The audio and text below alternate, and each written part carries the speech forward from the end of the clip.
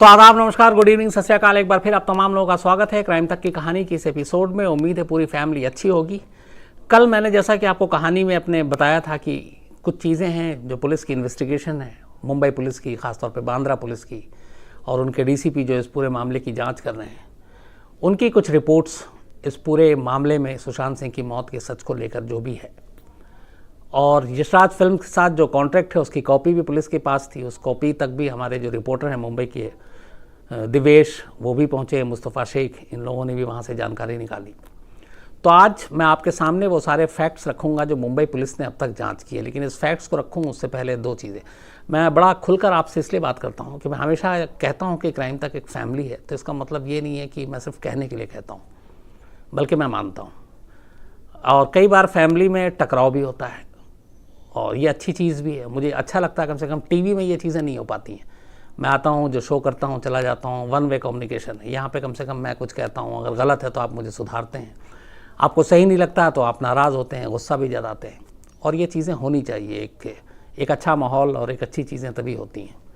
तो मैं ये कहानी सुनाऊँ उससे पहले दो तीन चीज़ें फिर, क्योंकि पूरा मूड मैं भी देख रहा हूँ क्राइम तक फैमिली के, और दो हिस्सों में बटी हुई है इस वक्त हमारी फैमिली। एक फैमिली जो है वो ये मानती है कि इस मौत के पीछे में कोई ऐसा फाउल प्ले नहीं है और ये एक सिंपल सुसाइड है। ये एक हमारी क्राइम तक फैमिली में ही बहुत सारे ऐसे लोग हैं जो ये मानते हैं कि नहीं, ये कत्ल है, मर्डर है, इसके पीछे एक साजिश है जिसकी जांच सीबीआई को होनी चाहिए। मैं दोनों को गलत नहीं मानूंगा। इसलिए नहीं मानूंगा कि जब तक किसी केस का एंड नहीं हो जाता, जांच पूरी नहीं हो जाती, तब तक बहुत सारे जो सर्कमस्टांशियल एविडेंस होते हैं, जो हालात होते हैं, उस पर बात होनी चाहिए। मैं इसलिए कह रहा हूँ कि दो हिस्सों में बटी हुई, क्योंकि मैं आप में से बहुत सारे लोग हैं, जैसे कोई भी ले लें हमारी टीम के, वो अगर मुझे मेल करते हैं तो मैं उनका मेल सिर्फ मैं पढ़ रहा हूँ या वो उन्होंने भेजा वो जानते हैं। तो मेरे पास आप में से दोनों तरह के लोगों के मेल आते हैं और हर एक की राय भी पता चल रही है। कुछ लोग नाराज़ भी हैं, कुछ कहते हैं कि नहीं, इसमें कोई फॉल प्ले नहीं है।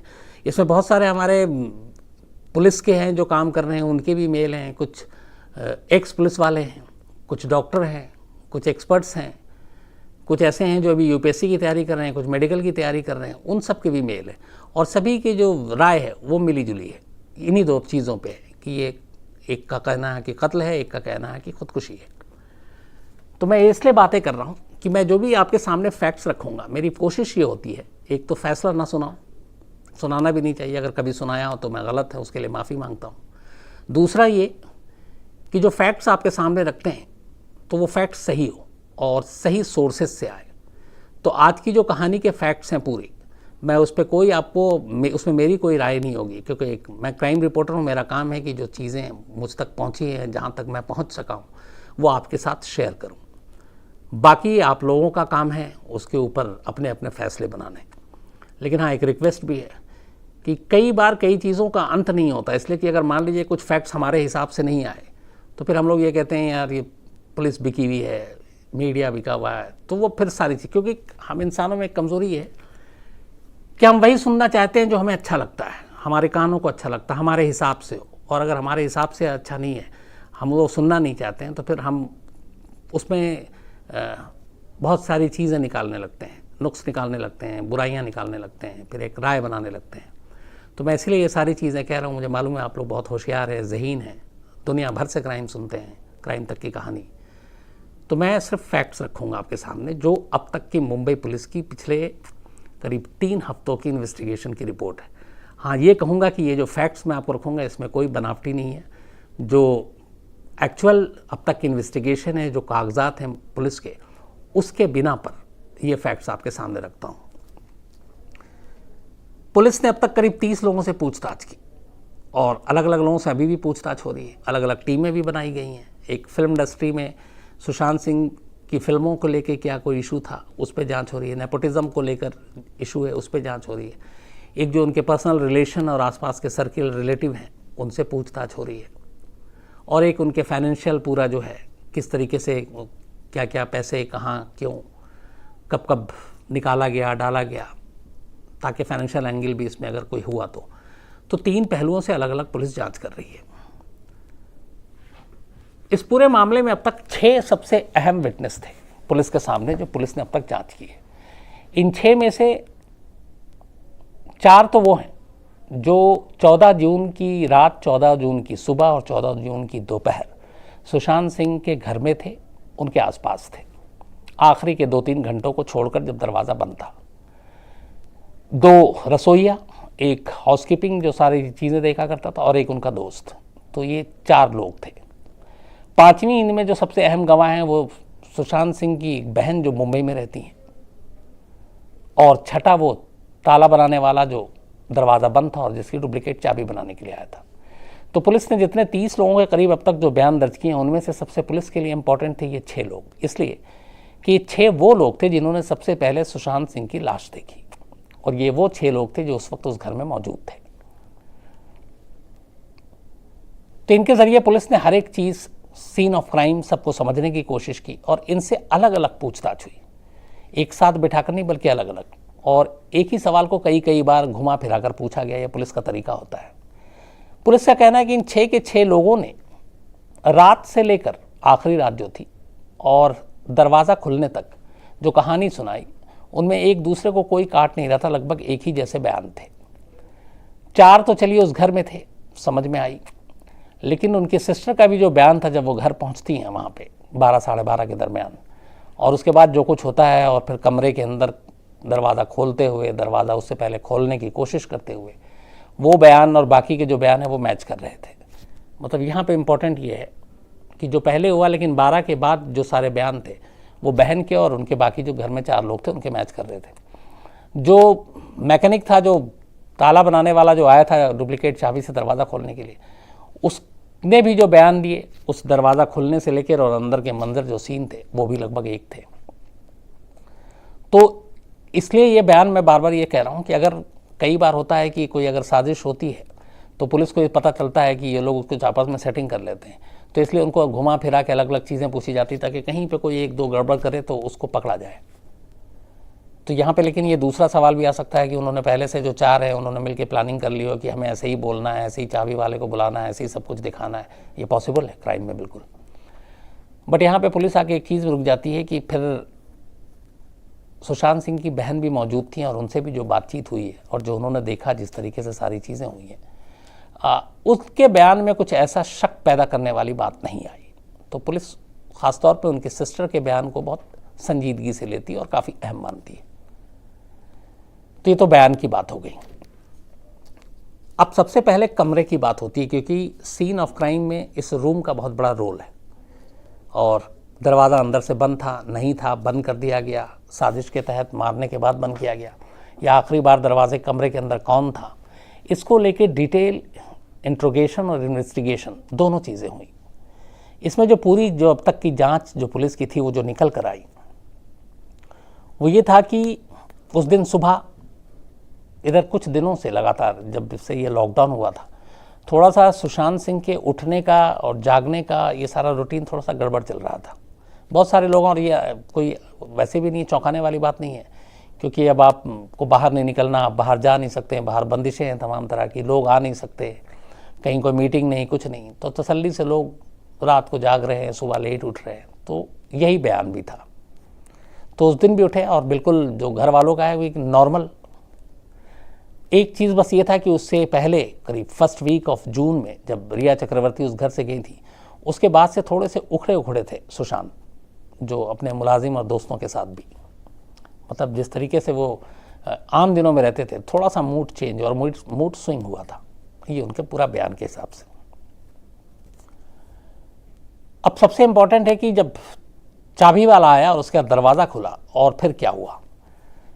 पुलिस और फॉरेंसिक की टीम, एक्सपर्ट्स की टीम दरवाजे पे उन्होंने सारी जांच की, उस डोर को उन्होंने देखा, उस डोर से ये पता चला कि इस डोर के साथ कोई छेड़छाड़ नहीं की गई, इसको जबरन खोलने, डुप्लीकेट चाबी से बंद करने की कोशिश नहीं की गई, और ये था कि दरवाज़ा अंदर से ही लॉक था। ये तमाम तरह से उन्होंने जो जांच की, उसके बाद ये निचोड़ निकला कि दरवाज़ा अंदर की तरफ से बंद था। अब यहाँ पे ये कि अगर दरवाज़ा अंदर की तरफ से बंद था तो कमरे के अंदर कौन था, तो कमरे के अंदर सुशांत सिंह थे। दूसरा ये था कि क्या इस दरवाजे के अंदर विंडो या किसी और तरीके से बाहर निकलने या अंदर आने का कोई दूसरा रास्ता था, कोई चोर रास्ता था, तो वो वैसा नहीं था। और जब ये दरवाज़ा खुला, उससे पहले करीब घर आने के बाद 5 से 7 मिनट तक सुशांत सिंह की बहन ने भी काफ़ी दरवाज़ा पीटा, आवाज़ दी, मोबाइल पे कॉल किया, लेकिन अंदर से कोई आवाज़ नहीं आई। इन लोगों ने दरवाजे में कान लगाकर भी सुनने की कोशिश की, कोई आवाज़ नहीं आई। और उसके बाद ही फिर इस चाबी वाले को बुलाया गया। जब दरवाज़ा खुला तो उस वक्त सुशांत के तीनों मुलाजिम, उनका दोस्त और वो चाबी वाला और सुशांत की बहन उस दरवाजे की दूसरी तरफ खड़ी हुई थी। और जैसे ही दरवाज़ा खुला, दरवाजे में सामने की तरफ जो उन्होंने बयान दिया है, जो बेड था उस दरवाजे का, उस बेड की दूसरी तरफ सुशांत सिंह के दोनों पैर बेड पे नहीं थे बल्कि बेड के किनारे लटक रहे थे। देख के अब बदहवासी में बहन आगे बढ़ती है, पैर पकड़ती है, इस उम्मीद में कि शायद ये अभी फांसी लगाई, हो सकता है अभी बचा लें, अभी ये कर लें। और इसी सारी चीज़ों में फिर वो बॉडी को उतार लिया जाता है।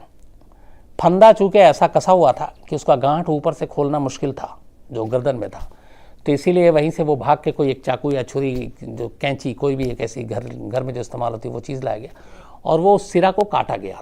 तो कुर्ते का कपड़ा एक टुकड़ा कटा और उसके बाद वो बेड पर रखा गया, लेकिन तब तक पता चल गया था देखते ही। फिर खैर बाकी कॉल किया गया, पुलिस आई। तो ये बयान जो है सुशांत सिंह की बहन के भी थे और बाकी के भी थे। अब यहाँ पे पंखा, स्टूल और बेड, इसको लेके बहुत सारी चीज़ें आ रही हैं। अब क्या सच है ये फाइनल रिपोर्ट में पता चलेगा, लेकिन जो पुलिस की अभी तक रिपोर्ट है और जो मुंबई पुलिस ये कह रही है कि अभी तक उनको यही लग रहा है कि ये सुसाइड है, तो उसके पीछे उनसे पूछा गया कि आप ऐसा कैसे कह सकते हैं, क्यों आप श्योर हैं, क्या आपके पास प्रूफ है। तो मुंबई पुलिस ने उस कमरे का अपने एक्सपर्ट्स, फॉरेंसिक की टीम गई थी सुशांत सिंह के घर में, उन सब की जो रिपोर्ट है उसका हवाला दिया। वो रिपोर्ट क्या कहती है वो मैं आपको बताता हूँ। इनका कहना है कि सुशांत सिंह की लाश जिस कमरे में मिली है, उस कमरे में जो सीलिंग फैन का मोटर होता है, वो जो ऊपर की तरफ जो डंडी होती है लगी हुई होती है, तो सीलिंग फैन के मोटर और उस बेड जो कमरे के अंदर रखा हुआ था, इन दोनों के बीच में जो गैप था वो कुल मिलाकर 5 फीट 11 इंच का गैप था। मतलब बेड से खड़े होकर उस सीलिंग फैन के मोटर तक की जो हाइट थी वो 5 फीट 11 इंच थी। सुशांत सिंह की हाइट जो पुलिस में वहाँ पर रिकॉर्ड में दर्ज है वो है 5 फीट 10 इंच।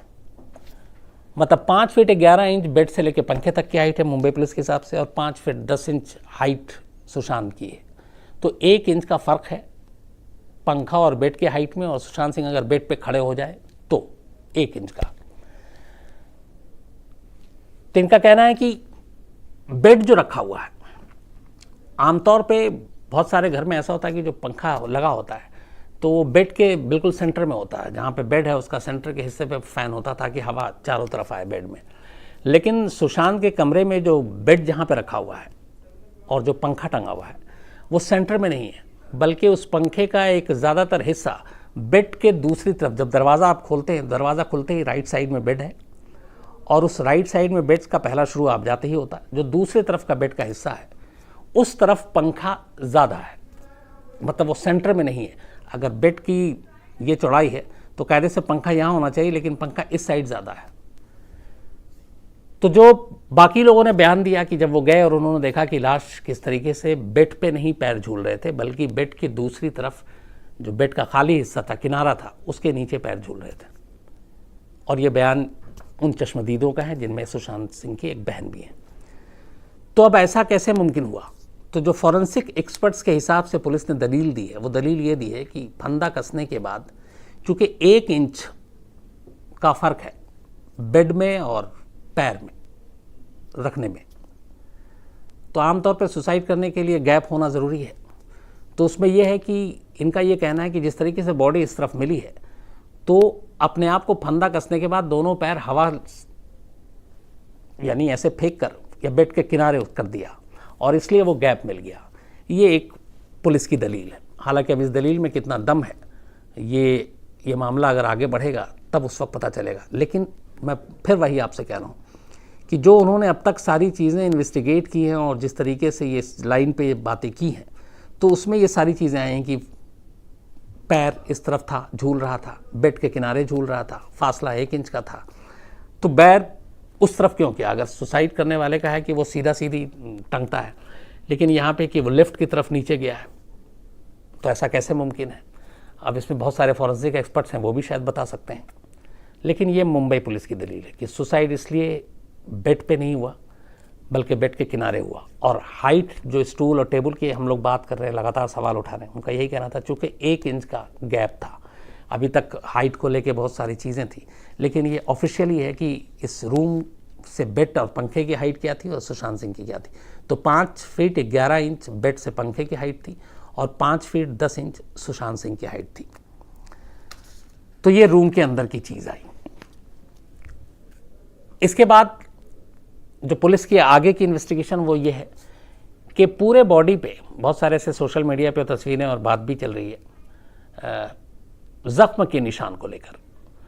तो कहीं पे भी कोई भी जो 5 डॉक्टरों की टीम ने पोस्टमार्टम किया है और उन डॉक्टरों की टीम ने सर से लेकर पैर तक सारे ज़ख्म देखने की कोशिश की, तो शरीर पे ऐसे कोई ज़ख्म नहीं मिले जिससे ये पता चल सके कि आखिरी वक्त में कोई छीना झपटी हुई, ज़ोर ज़बरदस्ती हुई, किसी ने काबू करने की कोशिश की हो। तो ऐसे कोई निशान नहीं मिले। एक और अहम चीज़ कि सुशांत सिंह के जो 10 उंगलियों के नाखून हैं वो बिल्कुल क्लीन मिले हैं। ये नाखून इसलिए इम्पोर्टेंट रोल प्ले करते हैं ऐसे सिचुएशन में, चाहे वो मर्डर हो या सुसाइड हो, कि अगर आप अपने आप को बचाने की कोशिश कर रहे हैं, किसी से उलझे हुए हैं, गुत्थम गुत्थी हो रही है, लड़ाई झगड़ा हो रहा है, तो आप सामने वाले को रोकने के लिए या पकड़ने की कोशिश करेंगे, तो ऐसे में नाखून के अंदर कुछ ना कुछ सबूत रह जाता है। लेकिन 10 के 10 नेल्स सुशांत सिंह के बिल्कुल क्लीन थे, तो ऐसा उसमें से कोई भी एक हल्का सा भी सबूत नहीं मिला जिससे ये पता चले कि कोई जोर आजमाइश हुई हो आखिरी वक्त में। शॉर्ट और टी शर्ट पहने हुए थे सुशांत जब उनकी लाश मिली। कपड़ों का भी बहुत बड़ा रोल होता है।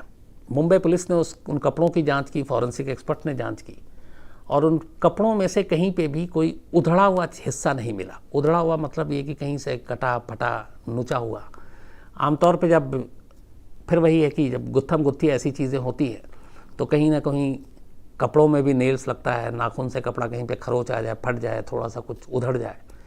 बट वो बिल्कुल उस शॉर्ट और टी शर्ट दोनों एकदम नीट एंड क्लीन, और कहीं पे भी कोई ज़रा सा भी ऐसी चीज़ नहीं थी जिससे ये लगे कि कुछ बचाने की या बचने की कोशिश की गई हो या कोई ज़बरदस्ती हावी होने की कोशिश कर रहा है। इसके अलावा जो पोस्टमार्टम करते हैं डॉक्टर, उनके बयान, 5 डॉक्टरों ने पोस्टमार्टम किया और इन 5 डॉक्टरों की पोस्टमार्टम रिपोर्ट को लेकर एक ही राय थी। तो ये राय अपने आप में बहुत इंपॉर्टेंट है। लेकिन इन डॉक्टरों के पोस्टमार्टम पे भी मैं आपको एक चीज़ बताऊंगा, बट उससे पहले कि ये जानना ज़रूरी है कि जो 5 डॉक्टरों के पैनल ने किया, ऑन कैमरा पोस्टमार्टम हुआ है, मतलब कैमरे में रिकॉर्ड है ये, और इनकी राय 5 की एक है। अब ये सारी कहानी बता दी आपको मैंने। उसमें ये भी है कि लाश झूलती हुई देखी, 6 चश्मदीद थे, बयान उनके एक जैसे थे, कोई इंजरी मार्क नहीं, कपड़े पे भी कोई मार्क नहीं, नाखून क्लीन, सब कुछ एकदम क्लियर, और पुलिस का ये कहना कि ये सुसाइड का केस। एक सवाल अब यहाँ पे खड़ा होता है, और ये सवाल बहुत सारे लोगों का है, आप में से ही बहुत सारे लोगों ने भेजे, इसीलिए मैंने इसको पता करवाने की कोशिश की कि इसका जवाब ढूंढा जाए। ये भी तो मुमकिन है कि सुशांत सिंह की मौत से पहले उन्हें जैसे जूस पिया, उस जूस में कोई बेहोशी की दवा मिला दे, या कोई ऐसी खाने पीने की चीज़ हो जिसमें कुछ भी बेहोशी की दवा मिला दे, और ऐसा कर दिया गया हो 14 जून की सुबह, और उसके बाद सुशांत सिंह बेहोश हो गए। अब जो भी कातिल है वो क्या करता है कि उस बेहोश सुशांत सिंह को उठाता है, गले में फंदा कसता है, एक सिरा पंखे में बांधता है, और बेहोश सुशांत सिंह को फांसी के फंदे पर झूलते हुए छोड़ देता है। ये मुमकिन है? तो ये क्यों नहीं हो सकता? और ये सवाल सभी के हैं, क्योंकि ऐसी सिचुएशन में भी, ऐसी हालत में भी कहीं पे शरीर पे आपके कोई चोट के निशान नहीं होंगे, क्योंकि बेहोश आदमी हाथापाई तो करेगा नहीं, बेहोश आदमी गुत्थम गुत्ती भी नहीं करेगा, बेहोश आदमी उलझेगा भी नहीं। तो क्या ये मुमकिन नहीं है कि सुशांत सिंह को बेहोशी की हालत में बेहोशी की दवा दी गई, और सुशांत सिंह ठीक ठाक कसरत करने वाले शख्स, तो वो 1-2 से तो आप मतलब निपट ही सकते थे, तो उनको आसानी से काबू भी नहीं पाया जा सकता, तो एक ही सूरत में पाया जा सकता था कि वो बेहोश हों। तो क्या ये मुमकिन नहीं है कि सुशांत सिंह को कोई चीज़, नशीली चीज़ या जहरीली चीज़ दे दी गई, वो बेहोश हो गए और उसके बाद मारने की बजाय उन्हें सुसाइड लगे, इसलिए दिखाने के लिए गले में फंदा कसा गया उसी कुर्ते का और फिर टांग दिया गया और सुशांत सिंह की मौत हो गई। तो इससे क्या हुआ कि ना कपड़े पे कोई सबूत आया, ना हाथ पैर पे आया, ना नाखून पे आया और क्लियर कट सारी चीज़ें हो गई। ये मुमकिन है, बिल्कुल है, ऐसा हो सकता है। यही सवाल मुंबई पुलिस से था और यही सवाल इन 5 पोस्टमार्टम करने वाले डॉक्टरों में से एक डॉक्टर से था। उनका जवाब आया। उनका जवाब ये था कि एक आदमी जिसको मौत से पहले, मरने से पहले अगर किसी तरह का कोई रसायन दिया गया, बेहोशी की दवा दी गई, कोई भी केमिकल जो हम खाने पीने की चीज़ों को छोड़कर ऐसी चीज़ दी गई हो, खासतौर पे बेहोशी की दवा, जहर, कोई जहरीला पदार्थ, तो वो पकड़ में आ जाएगा और 2 जगह पे पकड़ में आएगा। पहला पोस्टमार्टम करते हुए शुरुआती जांच में ही आ जाएगी और दूसरा विसरा रिपोर्ट में आ जाएगी। कैसे आती है? अगर किसी ने किसी को मरने से पहले, वो जिंदा है और उसको बेहोशी की दवा दे दी और उसने पी लिया, जैसे इसी केस में हम मान के चलते हैं कि सुशांत सिंह को बेहोशी की दवा दी गई और बेहोशी की हालत में फिर फांसी के फंदे पे लटका दिया गया एक साजिश के तहत। तो अगर ऐसा हुआ तो डॉक्टर साहब का जो जवाब है, जो पोस्टमार्टम किया है, उनका ये है कि ऐसी सूरत में 2 चीज़ें होंगी। पहली ये कि अगर उसे कोई इस तरीके की दवा दी गई है, केमिकल दिया गया है, बेहोशी की दवा दी गई है, कोई जहरीला पदार्थ दिया गया है, तो उसके शरीर का रंग थोड़ा सा बदलेगा खास जगहों पर और वो पोस्टमार्टम करते हुए पकड़ में आ जाता है। दूसरा, ऐसी चीज़ जिसे दी जाती है, पोस्टमार्टम करते वक्त उसके लाश से ख़ास किस्म की गंध आती है, एक ख़ास किस्म की बू आती है। इनका कहना है कि ये दोनों चीज़ें सुशांत सिंह के पोस्टमार्टम के दौरान सामने नहीं आई। और तीसरी चीज़ भी होती है, वो ये होती है कि आपके कई जो ऑर्गन हैं वो बता देते हैं कि मरने से पहले क्या कोई बेहोशी की दवा दी गई थी या कुछ और इस तरीके का केमिकल, रसायन या जहरीला पदार्थ दिया गया था। ऑर्गन चेंज हो जाता है और ये विज्ञान, साइंस, जो पोस्टमार्टम, ये सारी चीज़ें जो हैं वो बहुत बेसिक हैं उनके लिए सारी। तो अगर ऐसी चीज़ें किसी ने साजिश के तहत मरने से पहले दी है, चाहे जहर दी, बेहोशी की दवा दी या कुछ और दिया, कोई रसायन दिया, तो पहला पोस्टमार्टम टेबल पे पता चल जाता है थोड़ा सा, लेकिन वो पूरी तरह से कंफर्म नहीं होता। लेकिन उसके बाद एक विसरा रिपोर्ट आती है जो बिल्कुल क्लियर कर देती है।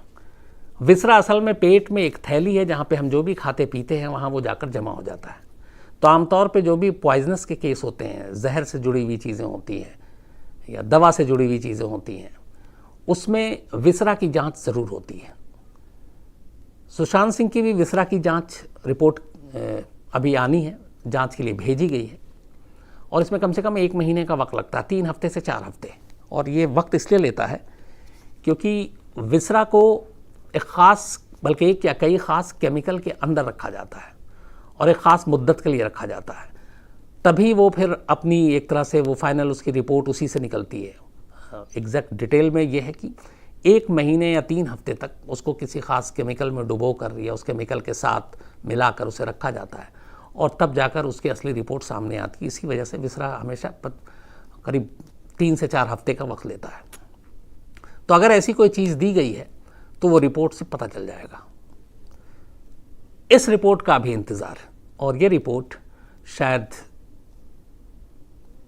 इसी महीने के 2nd या 3rd वीक में आ जाएगी। पुलिस का कहना है कि अब तक की सारी जांच में इशारा दूसरी तरफ है और वो रिपोर्ट तैयार है, लेकिन पुलिस अब भी उसके बावजूद फाइनल रिपोर्ट नहीं दे रही है और उसकी वजह यही है, उसका कहना है कि एक बार विसरा रिपोर्ट आ जाए। हालांकि जो शुरुआती पोस्टमार्टम रिपोर्ट है वो थोड़ा सा इशारा कर रही है कि विसरा रिपोर्ट क्या आएगी, लेकिन जब तक विसरा रिपोर्ट नहीं आ जाए, क्योंकि विसरा रिपोर्ट से पूरी कहानी पलट सकती है। अगर विसरा रिपोर्ट में कोई बेहोशी की दवा या ऐसी चीज़ निकल आई, मान लीजिए, तभी विसरा की जांच होती है, तो फिर ये पूरा केस, वही जो मैंने शुरू में कहा कि हमारी क्राइम तक की फैमिली भी 2 खेमे में बटी हुई है कि एक सुसाइड है और एक कत्ल है, तो ये मान के चलिए कि फिर ये खुदकुशी का मामला कहीं और चला जाएगा, कत्ल की तरफ चला जाएगा। ये डिपेंड करता है विसरा रिपोर्ट पर।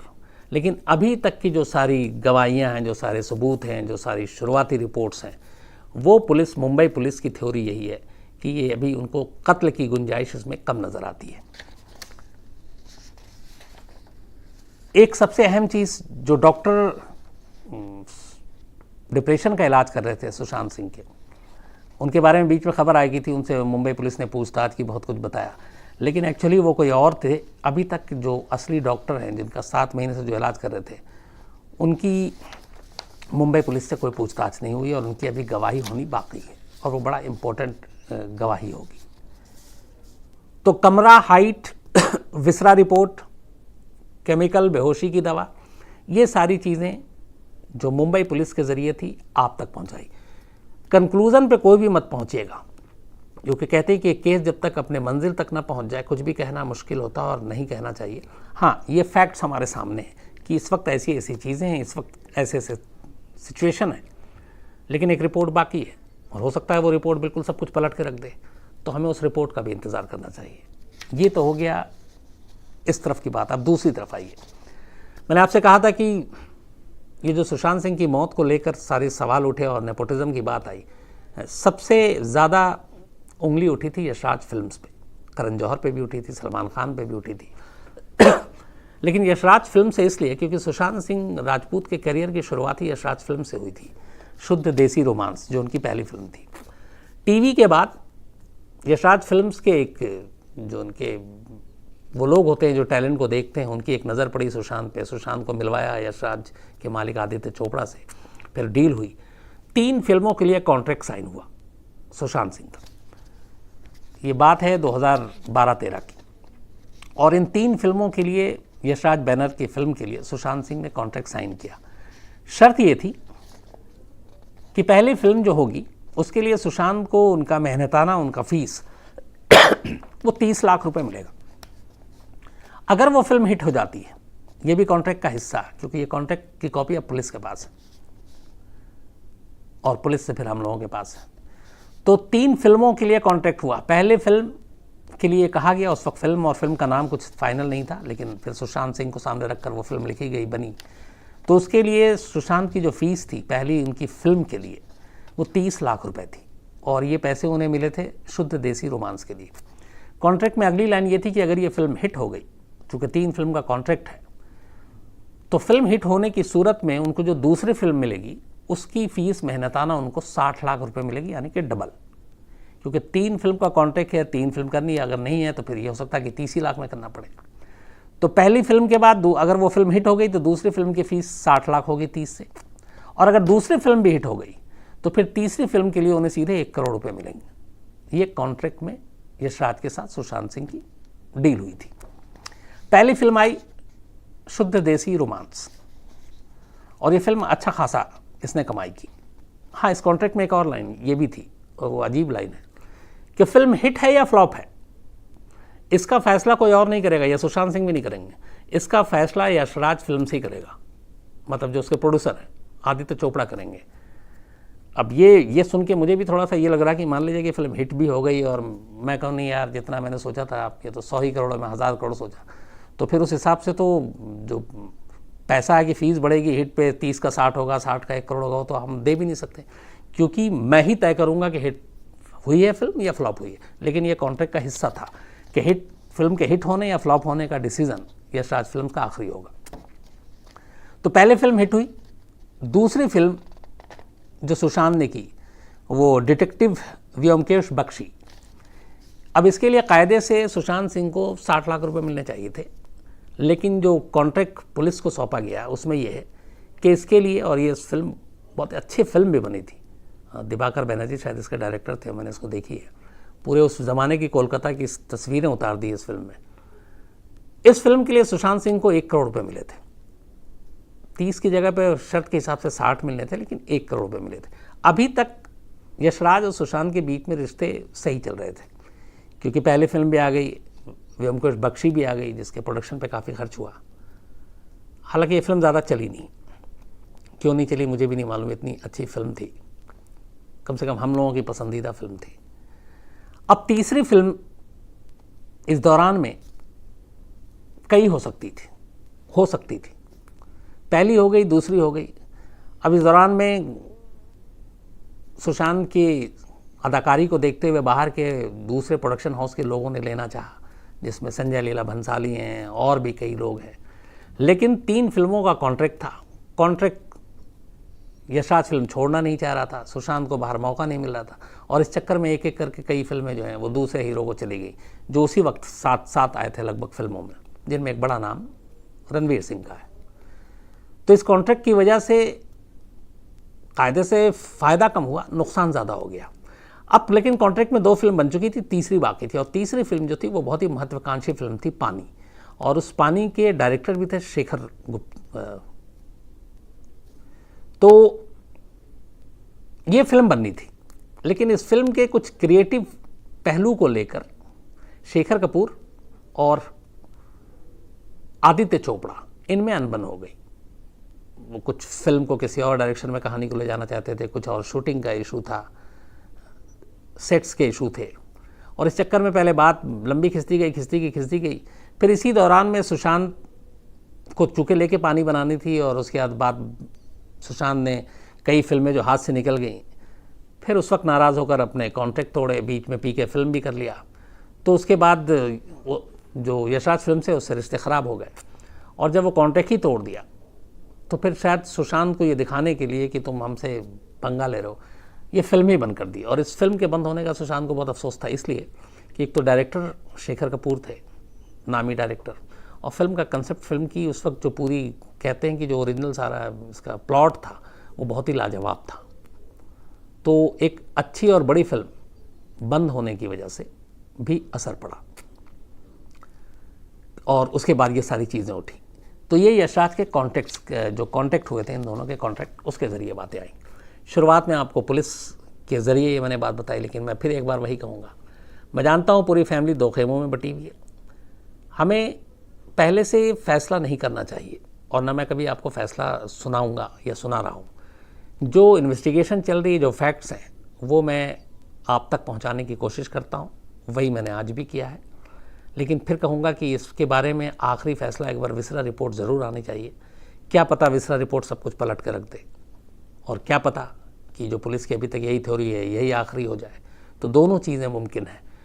जब तक केस सुलझ ना जाए, आखिरी क्लोजिंग रिपोर्ट या फाइनल रिपोर्ट ना आ जाए, तब तक इस केस को या इसके अंजाम के बारे में कोई राय नहीं कायम करनी चाहिए। कुछ कह रहे हो? प्रियांश वर्मा। हाँ, Priyansh Verma, thank you very much यार प्रियांश। मैंने अभी देखा भी तुम्हारा उस पर, एक प्रियांश ने हमारे क्राइम तक फैमिली के मेंबर हैं, पेंसिल से इन्होंने एक स्केच बनाया, बहुत ही खूबसूरत और बड़ा अच्छा भी लगा। तो थैंक यू वेरी मच आपके प्यार के लिए यार, और बिल्कुल आपका मैं कर्जदार हो गया इतनी खूबसूरत पेंटिंग देखकर। तो थैंक यू वेरी मच। तो आज इतना ही, कल आपसे फिर मुलाकात होगी किसी नई कहानी के साथ। तब तक अपना ख्याल रखिएगा। Thank you very much.